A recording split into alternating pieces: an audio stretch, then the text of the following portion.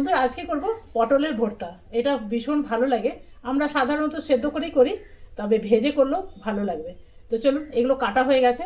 এখানে 4খানা পটল আছে। তো কড়াই আমি বসিয়ে দিয়েছি, কী করে বানাই সেটাই একবার আপনাদের দেখিয়ে দিই।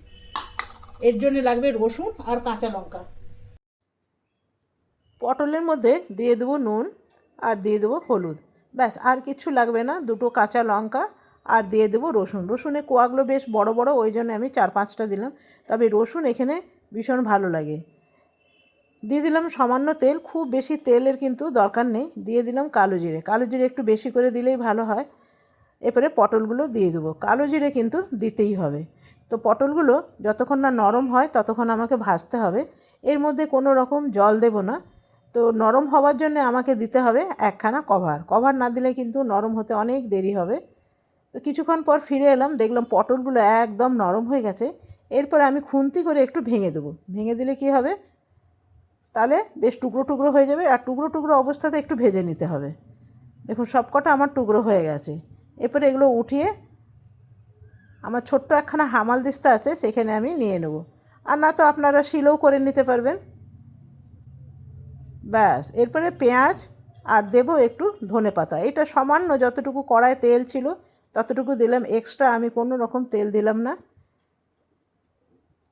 এরপরে এটাকে থেতো করে নেব। খুব তাড়াতাড়ি থেতো হয়ে যাবে, কেন কি খুন্তি করে আমি একটু টুকরো করেই দিয়েছিলাম। আর এর মধ্যে নুন টুন আর কিছু দেবো না, কেন কি পটলের মধ্যে আমার নুন দেওয়াই আছে। আর দেখুন দেখতে কি সুন্দর হয়েছে। এটা দেখতে যত না ভালো হয়েছে, খেতে তার চেয়ে অনেক বেশি ভালো। এরপরে যে পেঁয়াজ আর ধনেপাতাটা আমি ভেজেছিলাম, সেটাও এর মধ্যে নিয়ে নিলাম। এখানে 4টে পটলের আমি বানিয়েছি। এটা আমার তৈরি হয়ে গেল পটলের ভর্তা। এরকম করে বানিয়ে দেখবেন, ভালো লাগবে। সেদ্ধ করে এত প্রায় বানানো হয়, তো আজকে বানালাম এভাবে। একটু আলাদা আলাদা খেলে ভালোই লাগে। চলুন এরপরে ভাতটা নিই।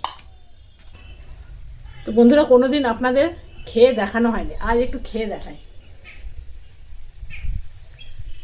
খেয়ে না দেখালে হয়।